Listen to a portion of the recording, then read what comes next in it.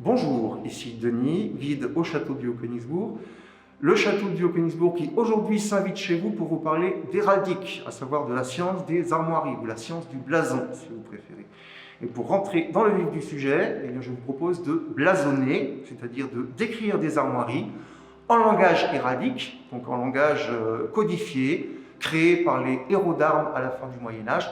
Les héros d'armes, ce sont ces arbitres qui, sur les champs de bataille ou alors à l'occasion de tournois de chevalerie, comptaient les points.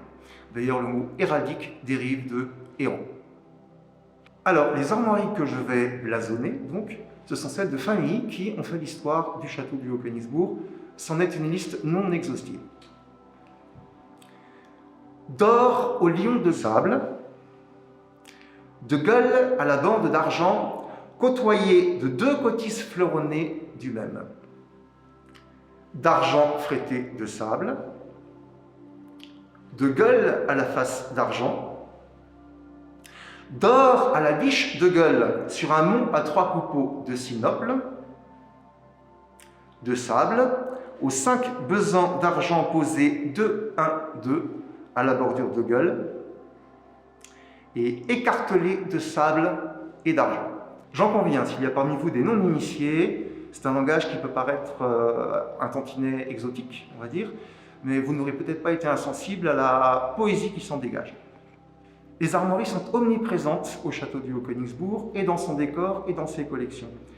On les y trouve par exemple sur des poêles en céramique, sur des boiseries murales, des linteaux de porte ou des chapiteaux de colonnes, des fresques aussi, des vitraux.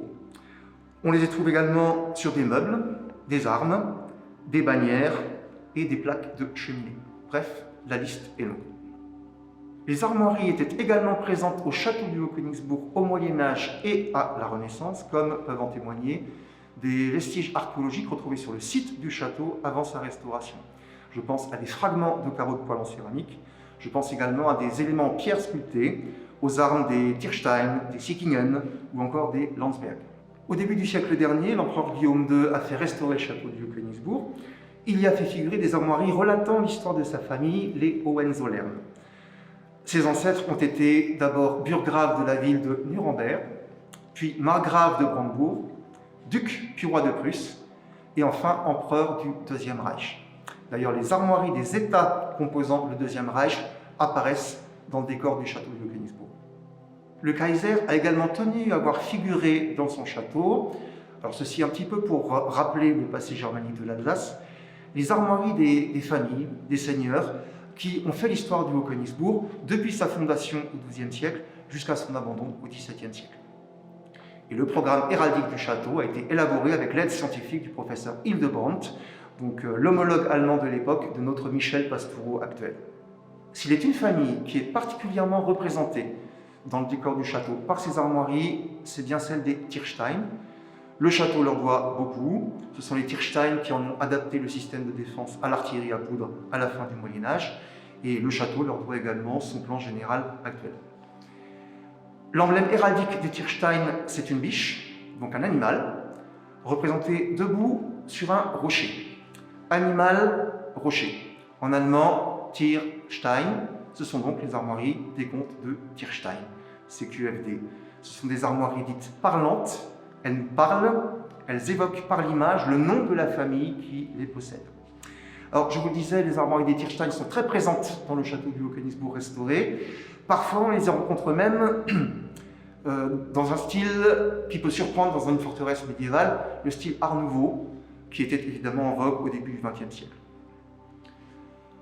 Au-dessus du portail d'honneur du château figure un ensemble armorié particulièrement remarquable, particulièrement riche, attribué au plus puissant des souverains occidentaux de la première moitié du XVIe siècle, j'ai nommé l'empereur habsbourgeois Charles Quint.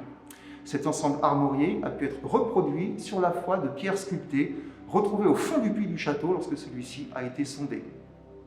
Mais alors, me demanderez-vous, existe-t-il au château du Haut-Königsbourg des armoiries françaises ? Je vous répondrai que oui, mais elles ne sont pas légion.